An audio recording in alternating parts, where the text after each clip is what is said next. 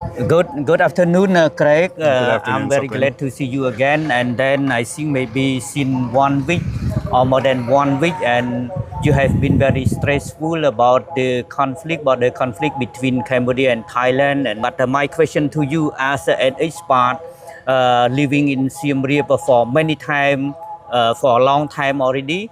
And then when you have follow news about that conflict, and then you have seen many displaced people, and we are here in Wat Athvear, you just gave some gift to displaced people.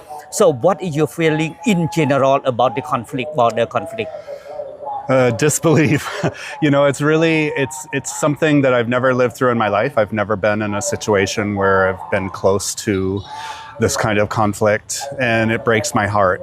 And like you mentioned, I can't say who started what. That really, to me, is irrelevant at this point. I think the point right now is it has to stop, one way or the other. And as you said, we're here at Wat Athvear now, where there's about 400 displaced people here.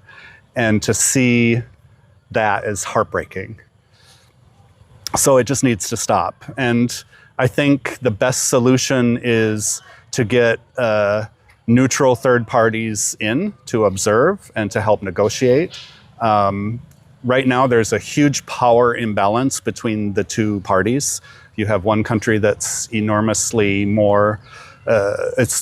stronger in terms of military strength and economic strength, and then another one that's not.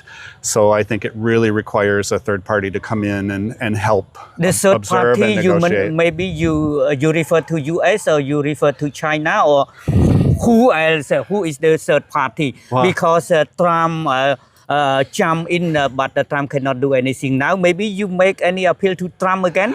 No, we're not talking, but I'm not volunteering either. But I think there are third parties in the region who have a stake in it. So you have the ASEAN countries that certainly have a stake in being involved. And you brought up China. China is the regional superpower in Asia.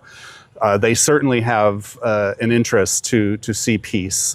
So yes, I would say both of those are correct and are needed. People are calling on like the UN and UNESCO and that, but they have a role, but they don't have as much authority, I think, as if somebody like China came in, or the ASEAN, because they're right here to say, look, stop, and we have to talk. Okay, so for you, for example, you think this war, this conflict makes any sense, or maybe for you it absurd, for example? Well, that's a good question. And I confess I can't be totally objective because I live here in Cambodia. So, people who are living in Thailand may have a completely different perspective. But trying to be as analytical and objective as possible, I still look at the relative strength of the two countries. And I'm not going to make a statement who started what or who shot first, because I wasn't there and I didn't see it with my own eyes. And there's a lot of disinformation online originating from many different sources. So I find that all hard to believe. Bottom line is it has to stop. One way or another, it has to stop. And, as a moral question, in my mind, the stronger, most powerful person has a moral and humanitarian obligation to stop, to not crush the smaller one. I think it's a moral question, that part. Okay, so today you brought many gifts, and then you gave to displaced people here in Wat Athvear. So how did you collect your gift? It means you call your villagers here? It's a personal thing. This is my neighborhood.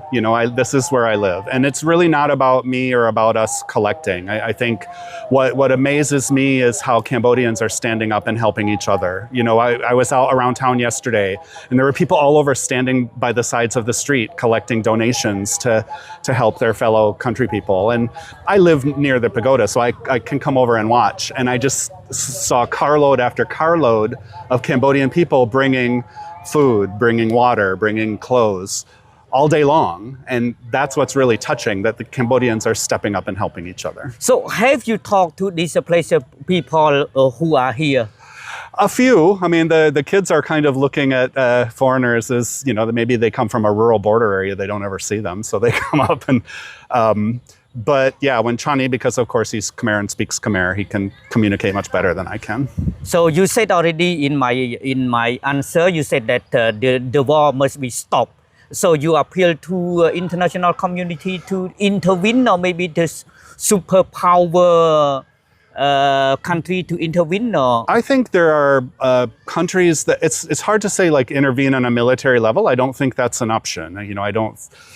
I'm not a diplomat. I don't know the rules about that, but I do know that there's tools that they could use.